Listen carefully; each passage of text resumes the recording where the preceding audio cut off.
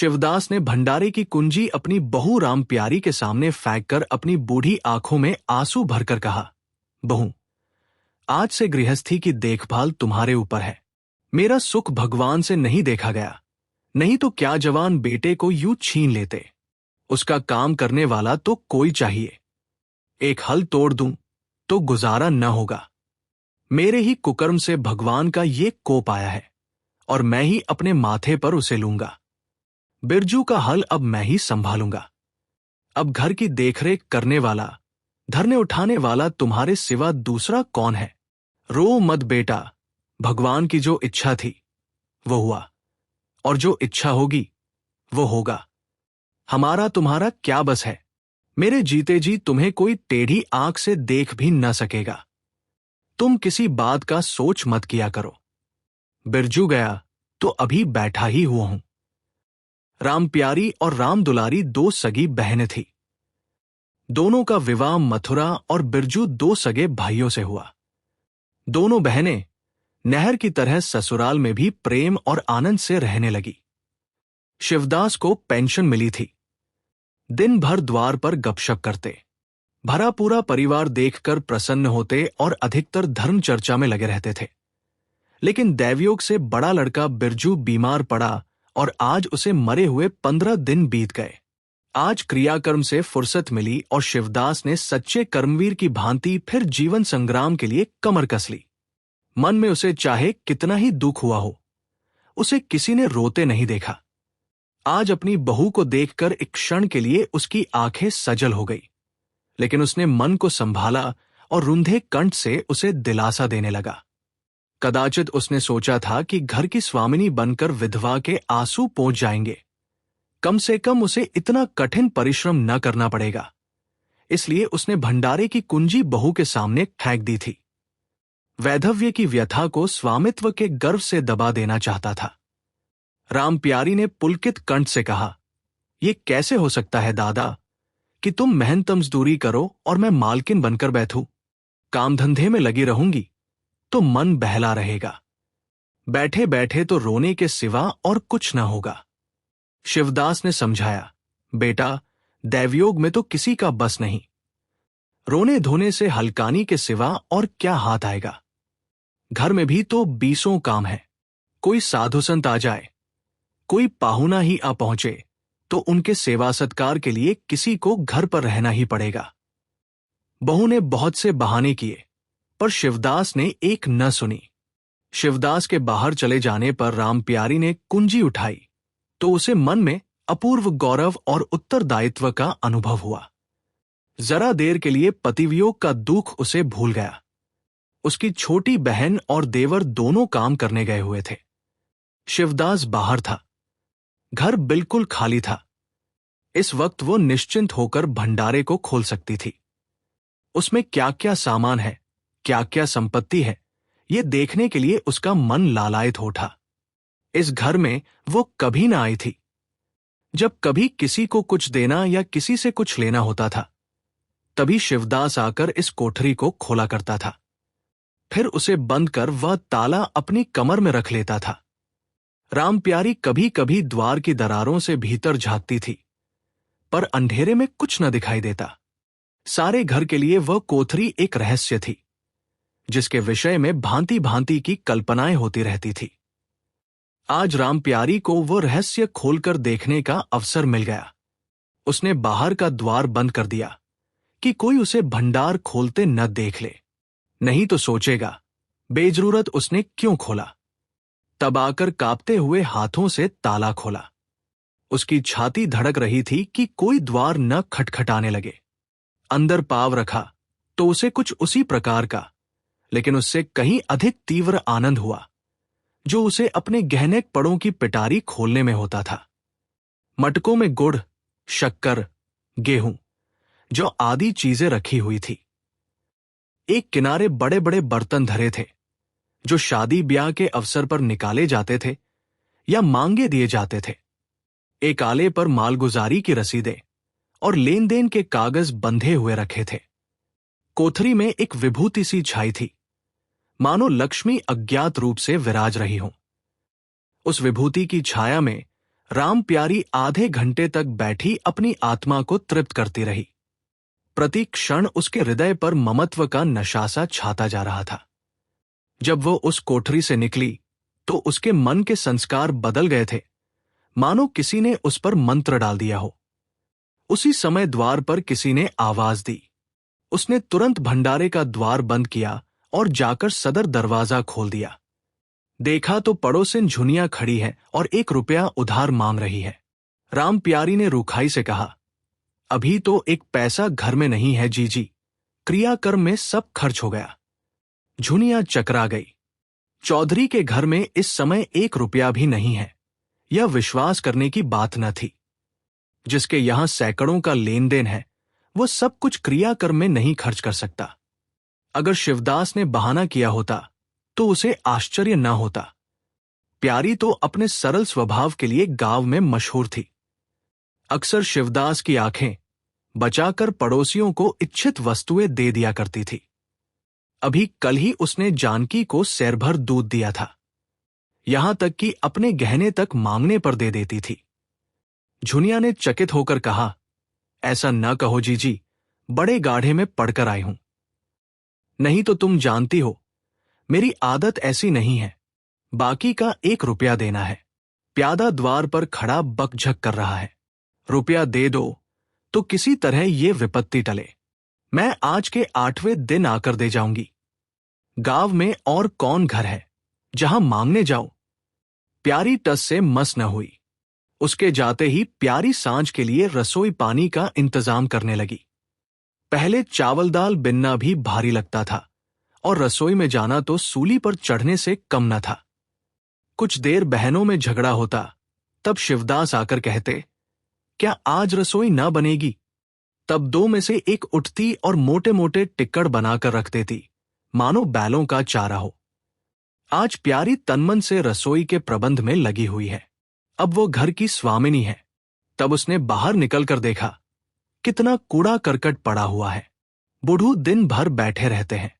इतना भी नहीं होता कि जरा झाड़ू ही लगा दे। अभी कह दूं तो नाराज हो जाएंगे। अच्छा, मुन्नी नांद से अलग क्यों खड़ी है?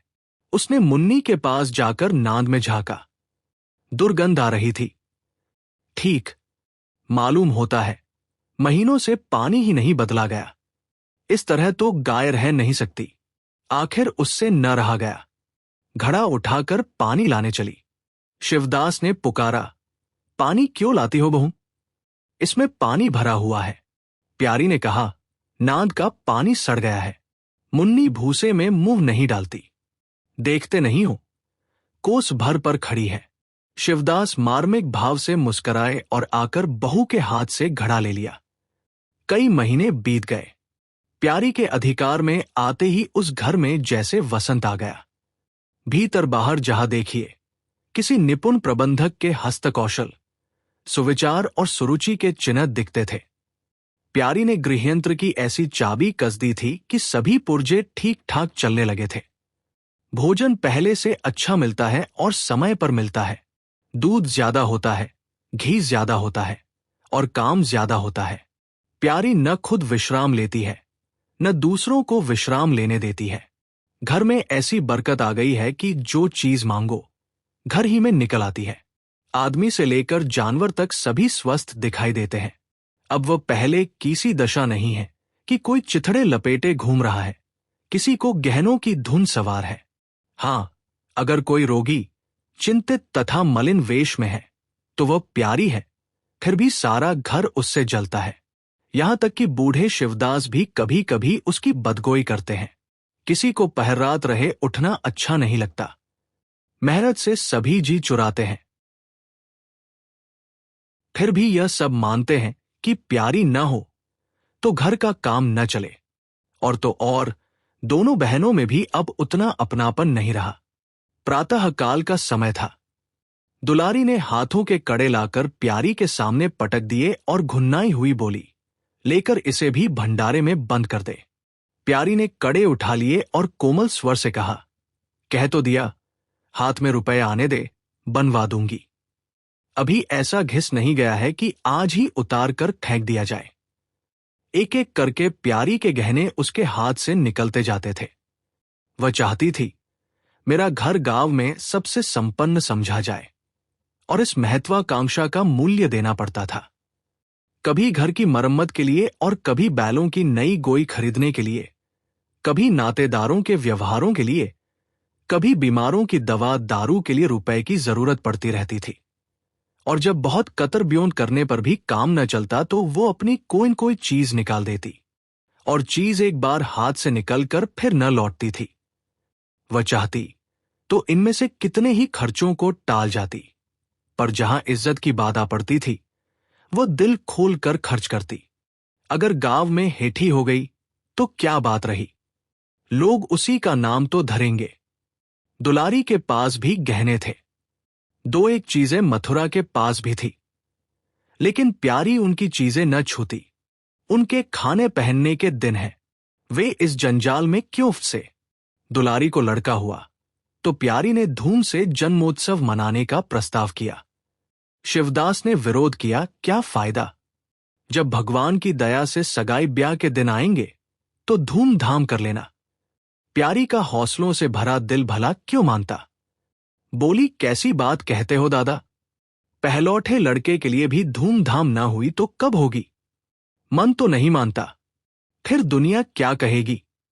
नाम बड़े दर्शन थोड़े, मैं तुमसे कुछ नहीं मांगती, अपना सारा सरंजाम कर लूंगी, गहनों के माथे जाएगी। और क्या, शिवदास ने चिंतित होकर कहा, इस तरह एक दिन धागा भी न बचेगा। कितना समझाया, बेटा भाई भौजाई किसी के नहीं होते, अपने पास दो चीजें रहेंगी तो सब मुंह जोहेंगे, नहीं कोई सीधे बात भी न करेगा। प्यारी ने ऐसा मुंह बनाया मानो वह ऐसी बूढ़ी बातें बहुत सुन चुकी है, और बोली, जो अपने हैं वे भी न पूछें तो भी अपने ही रहते हैं। मेरा धर्म मेरे साथ है, उनका धर्म उनके साथ है, मर जाऊंगी तो क्या छाती पर लाद ले जाऊंगी। धूमधाम से जन्मोत्सव मनाया गया।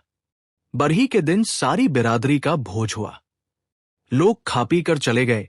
प्यारी दिन भर की थकी मांदी आंगन में एक टाट का टुकड़ा बिछाकर कमर सीधी करने लगी। आंखें झपक गई। मथुरा उसी वक्त घर में आया। नवजात पुत्र को देखने के लिए उसका चित्त व्याकुल हो रहा था। दुलारी सौरगृह से निकल चुकी थी। गर्भावस्था में उसकी देह क्षीण हो गई थी, मुंह भी उतर गया था, पर आज स्वस्थता की लालिमा मुख पर छाई हुई थी। सौर के संयम और पौष्टिक भोजन ने देह को चिकना कर दिया था। मथुरा उसे आंगन में देखते ही समीप आ गया और एक बार प्यारी की ओर ताककर उसके निद्रामग्न होने का निश्चय करके उसने शिशु को गोद में ले लिया और उसका मुंह चूमने लगा। आहट पाकर प्यारी की आंखें खुल गईं, पर उसने नींद का बहाना किया और अधखुली आंखों से ये आनंद क्रीड़ा देखने लगी। माता और पिता दोनों बारी बारी से बालक को चूमते, गले लगाते और उसके मुख को निहारते थे। कितना स्वर्गीय आनंद था। प्यारी की तृषित लालसा एक क्षण के लिए स्वामिनी को भूल गई। जैसे लगाम से मुखबद्ध, बोझ से लदा हुआ, हांकने वाले के चाबुक से पीड़ित, दौड़ते दौड़ते बेदम तुरंग हिनहिनाने की आवाज सुनकर कनौतिया खड़ी कर लेता है और परिस्थिति को भूलकर एक दबी हुई हिनहिनाहट से उसका जवाब देता है। कुछ वही दशा प्यारी की हुई। उसका मातृत्व जो पिंजरे में बंद, मूक, निश्चेष्ट पड़ा हुआ था, समीप से आने वाली मातृत्व की चहकार सुनकर जैसे जाग पड़ा और चिंताओं के उस पिंजरे से निकलने के लिए पंख फड़फड़ाने लगा। मथुरा ने कहा, ये मेरा लड़का है। दुलारी ने बालक को गोद में चिपटाकर कहा, हाँ क्यों नहीं, तुम्ही ने तो 9 महीने पेट में रखा है। सांसद तो मेरी हुई, बाप कहलाने के लिए तुम कूद पड़े। मथुरा मेरा लड़का ना होता तो मेरी सूरत का क्यों होता। चेहरा मोहरा रंगरूप सब मेरा हीसा है कि नहीं। दुलारी, इससे क्या होता है। बीज बनिए के घर से आता है, खेत किसान का होता है, उपज बनिए की नहीं होती, किसान की होती है। मथुरा, बातों में तुमसे कोई न जीतेगा। मेरा लड़का बड़ा हो जाएगा तो मैं द्वार पर बैठकर मजे से हुक्का पिया करूंगा। दुलारी, मेरा लड़का पढ़े लिखेगा, कोई बड़ा हुद्दा पाएगा। तुम्हारी तरह दिन भर बैल के पीछे न चलेगा। मालकिन से कहना है कल एक पालना बनवा दे। मथुरा, अब बहुत सवेरे न उठा करना और छाती फाड़कर काम भी न करना। दुलारी, ये महारानी जीने देंगी। मथुरा, मुझे तो बेचारी पर दया आती है। उसके कौन बैठा हुआ है, हम ही लोगों के लिए मरती है। भैया होते तो अब तक 2-3 बच्चों की मां हो गई होती। प्यारी के कंठ में आंसुओं का ऐसा वेग उठा कि उसे रोकने में सारी देह कांप उठी। अपना वंचित जीवन उसे मरुस्थल सा लगा, जिसकी सूखी रेत पर वो हरा भरा बाग लगाने की निष्फल चेष्टा कर रही थी। कुछ दिनों के बाद शिवदास भी मर गया। उधर दुलारी के 2 बच्चे और हुए। वह भी अधिकतर बच्चों के लालन पालन में व्यस्त रहने लगी। खेती का काम मजदूरों पर आ पड़ा। मथुरा मजदूर तो अच्छा था, संचालक अच्छा न था। उसे स्वतंत्र रूप से काम लेने का कभी अवसर न मिला। खुद पहले भाई की निगरानी में काम करता रहा, बाद को बाप की निगरानी में काम करने लगा। खेती का तार भी न जानता था। वही मजूर उसके यहां टिकते थे, जो मेहनत नहीं खुशामद करने में कुशल होते थे। इसलिए प्यारी को अब दिन में 2-4 चक्कर हार के भी लगाना पड़ता। कहने को वो अब भी मालकिन थी, पर वास्तव में घर भर की सेविका थी। मजूर भी उससे त्योरिया बदलते, जमींदार का प्यादा भी उसी पर धौंस जमाता। भोजन में भी किफायत करनी पड़ती। लड़कों को तो जितनी बार मांगे उतनी बार कुछन कुछ चाहिए। दुलारी तो लड़कौरी थी, उसे भरपूर भोजन चाहिए। मथुरा घर का सरदार था, उसके इस अधिकार को कौन छीन सकता था। मजूर भला क्यों रियायत करने लगे थे। सारी कसर प्यारी पर निकलती थी। वही एक फालतू चीज थी। अगर आधा पेट खाए तो किसी को हानि न हो सकती थी। 30 वर्ष की अवस्था में उसके बाल पक गए, कमर झुक गई, आंखों की जोत कम हो गई, मगर वह प्रसन्न थी। स्वामित्व का गौरव इन सारे जख्मों पर मरहम का काम करता था। एक दिन मथुरा ने कहा, भाभी, अब तो कहीं परदेश जाने का जी होता है। यहां तो कमाई में बरकत नहीं, किसी तरह पेट की रोटी चल जाती है, वह भी रोधो कर। कई आदमी पूरब से आए हैं, वे कहते हैं वहां 2-3 रुपए रोज की मजदूरी हो जाती है। 4-5 साल भी रह गया तो मालामाल हो जाऊंगा। अब आगे लड़के वाले हुए, इनके लिए कुछ तो करना ही चाहिए। दुलारी ने समर्थन किया, हाथ में 4 पैसे होंगे, लड़कों को पढ़ाएंगे लिखाएंगे। हमारी तो किसी तरह कट गई, लड़कों को तो आदमी बनाना है। प्यारी ये प्रस्ताव सुनकर अवाक रह गई, उनका मुंह ताकने लगी। इसके पहले इस तरह की बातचीत कभी न हुई थी। ये धुन कैसे सवार हो गई, उसे संदेह हुआ। शायद मेरे कारण ये भावना उत्पन्न हुई। बोली, मैं तो जाने को न कहूंगी, आगे जैसी इच्छा हो। लड़कों को पढ़ाने लिखाने के लिए यहां भी तो मदरसा है, फिर क्या नित्य यही दिन बने रहेंगे। 2-3 साल भी खेती बन गई तो सब कुछ हो जाएगा। मथुरा इतने दिन खेती करते हो गए, जब अब तक न बनी तो अब क्या बन जाएगी। इस तरह एक दिन चल देंगे, मन की मन में रह जाएगी। फिर अब पौरुख भी तो थक रहा है, ये खेती कौन संभालेगा। लड़कों को मैं चक्की में जोतकर उनकी जिंदगी नहीं खराब करना चाहता। प्यारी ने आंखों में आंसू लाकर कहा, भैया, घर पर जब तक आधी मिले सारी के लिए न धावना चाहिए। अगर मेरी ओर से कोई बात हो तो अपना घर बार अपने हाथ में करो, मुझे एक टुकड़ा दे देना, पड़ी रहूंगी। मथुरा आर्द्र कंठ होकर बोला, भाभी, ये तुम क्या कहती हो। तुम्हारे ही स्मभाले ये घर अब तक चला है, नहीं रसातल में चला गया होता। इस गिरस्ती के पीछे तुमने अपने को मिट्टी में मिला दिया, अपनी देह घुला डाली। मैं अंधा नहीं हूं, सब कुछ समझता हूं। हम लोगों को जाने दो, भगवान ने चाहा तो घर फिर संभल जाएगा। तुम्हारे लिए हम बराबर खर्च बरच भेजते रहेंगे। प्यारी ने कहा, जो ऐसा ही है तो तुम चले जाओ, बाल बच्चों को कहां कहां बांधे फिरोगे। दुलारी बोली, ये कैसे हो सकता है बहन, यहां देहात में लड़के क्या पढ़े लिखेंगे, बच्चों के बिना इनका जी भी वहां न लगेगा। दौड़ दौड़ कर घर आएंगे और सारी कमाई रेल खा जाएगी। परदेश में अकेले जितना खर्चा होगा उतने में सारा घर आराम से रहेगा। प्यारी बोली, तो मैं ही यहां रहकर क्या करूंगी, मुझे भी लेते चलो। दुलारी उसे साथ ले चलने को तैयार न थी। कुछ दिन जीवन का आनंद उठाना चाहती थी। अगर परदेश में भी ये बंधन रहा तो जाने से फायदा ही क्या। बोली, बहन तुम चलती तो क्या बात थी, लेकिन फिर यहां का कारोबार तो चौपट हो जाएगा। तुम तो कुछ न कुछ देखभाल करती ही रहोगी। प्रस्थान की तिथि के एक दिन पहले ही राम प्यारी ने रात भर जागकर हलवा और पूरियां पकाई।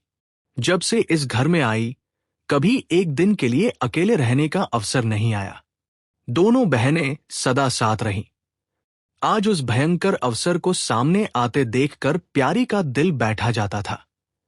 वह देखती थी मथुरा प्रसन्न है, बालवृंद यात्रा के आनंद में खाना पीना तक भूले हुए हैं, तो उसके जी में आता वह भी इसी भांति निर्द्वंद्व रहे, मोह और ममता को पैरों से कुचल डाले।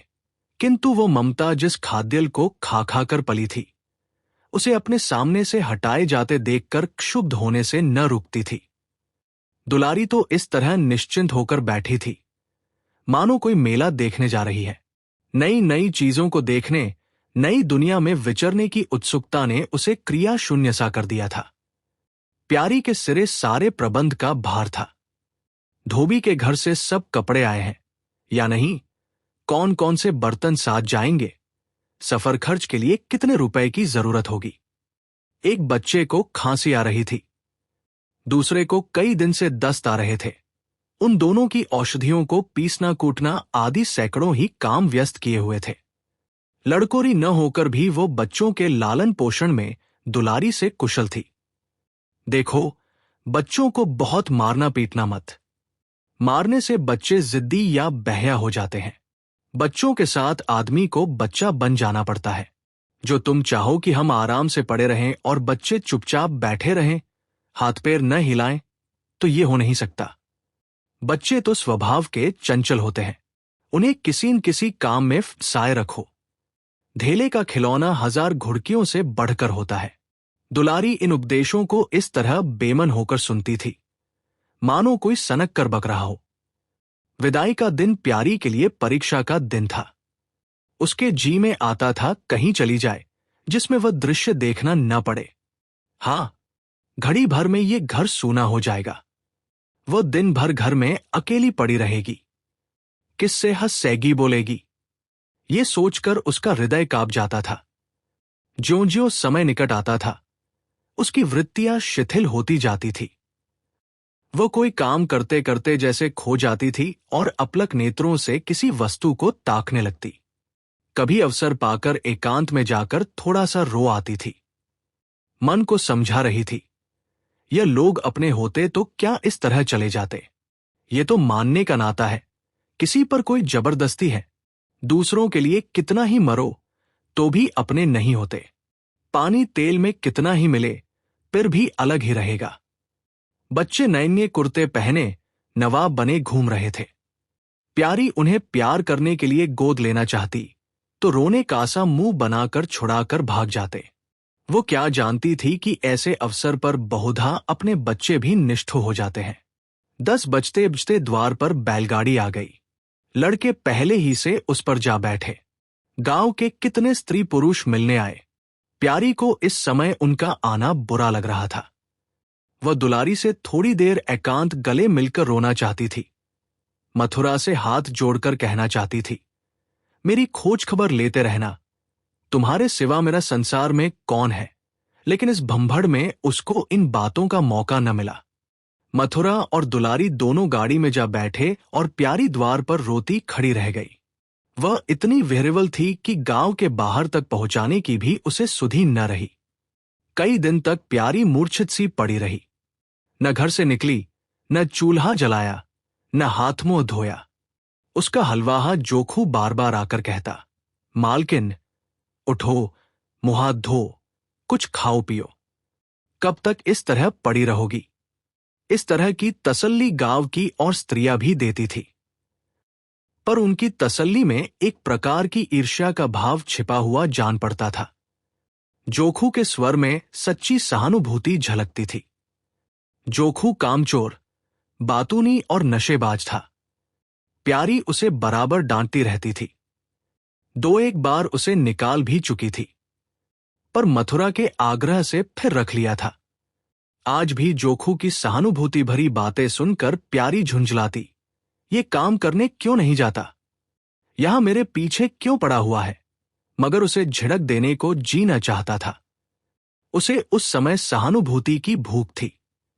फल कांटेदार वृक्ष से भी मिले तो क्या उन्हें छोड़ दिया जाता है। धीरे धीरे क्षोभ का वेग कम हुआ। जीवन के व्यापार होने लगे। अब खेती का सारा भार प्यारी पर था। लोगों ने सलाह दी, एक हल तोड़ दो और खेतों को उठा दो, पर प्यारी का गर्व यूं ढोल बजाकर अपनी पराजय स्वीकार न करना था। सारे काम पूर्ववत चलने लगे। उधर मथुरा के चिट्ठी पत्री न भेजने से उसके अभिमान को और भी उत्तेजना मिली।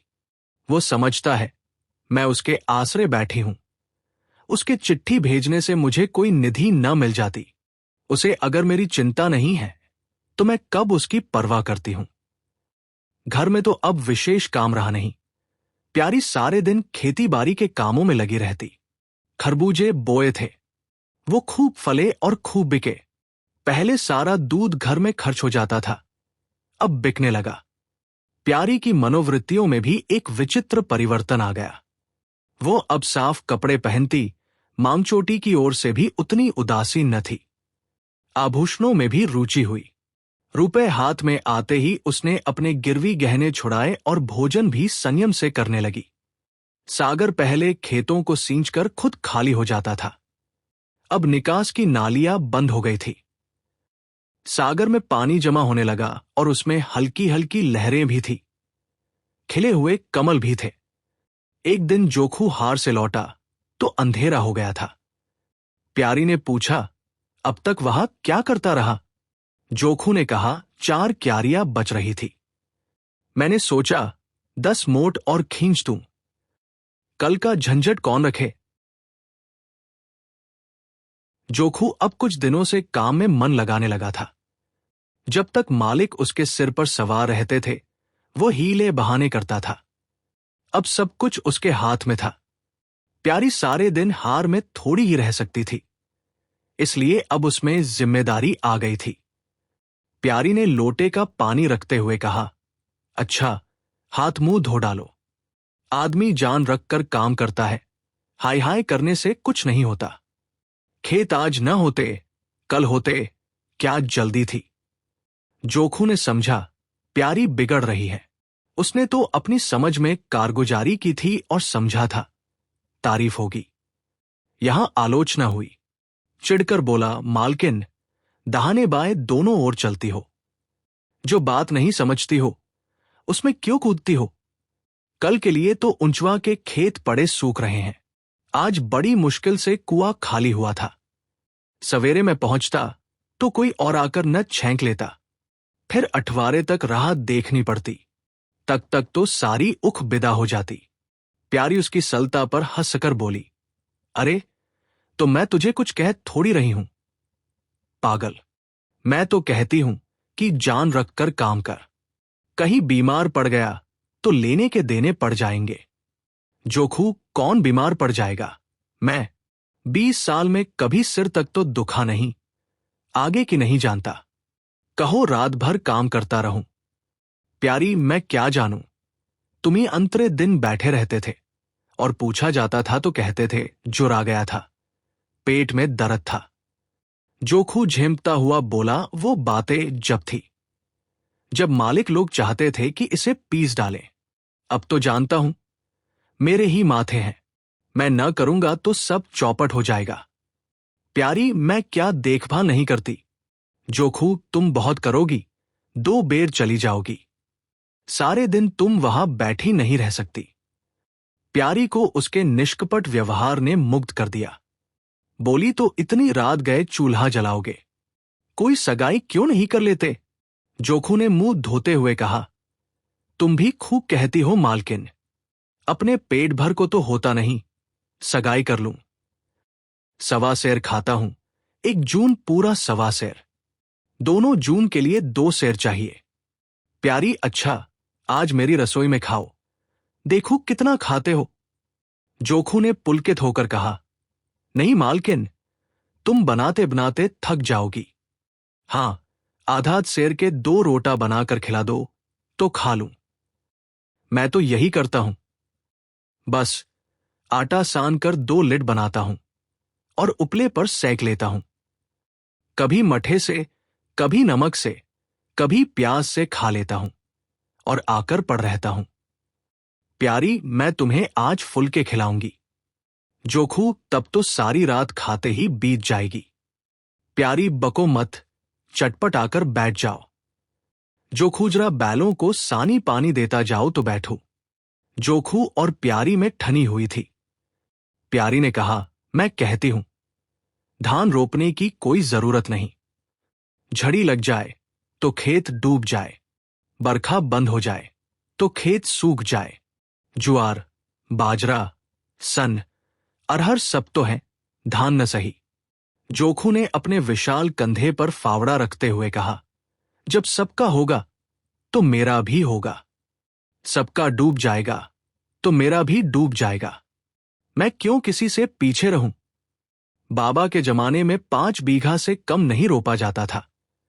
बिरजू भैया ने उसमें 1-2 बीघे और बढ़ा दिए। मथुरा ने भी थोड़ा बहुत हर साल रोपा, तो मैं क्या सबसे गया बीता हूं? मैं 5 बीघे से कम न लगाऊंगा। तब घर में 2 जवान काम करने वाले थे। मैं अकेला उन दोनों के बराबर खाता हूं। दोनों के बराबर काम क्यों न करूंगा? चल, झूठा कहीं का। कहते थे 2 सेर खाता हूं, 4 सेर खाता हूं। आज सेर में रह गए। एक दिन तौलो तब मालूम हो। तौला है। बड़े खाने वाले। मैं कहे देती हूं, धान न रोपो, मजूर मिलेंगे नहीं। अकेले हलकान होना पड़ेगा। तुम्हारी बला से मैं ही हलकान हूंगा ना। ये देह किस दिन काम आएगी?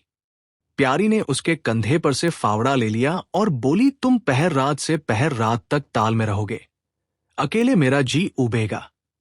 जोखू को उबने का अनुभव न था। कोई काम न हो तो आदमी पड़कर सो रहे। जी क्यों उबे? बोला, जी उबे तो सो रहना। मैं घर रहूंगा तब तो और जी उबेगा। मैं खाली बैठता हूं तो बार बार खाने की सूझती है। बातों में देर हो रही है और बादल घिरे आते हैं। प्यारी ने कहा, अच्छा, कल से जाना, आज बैठो।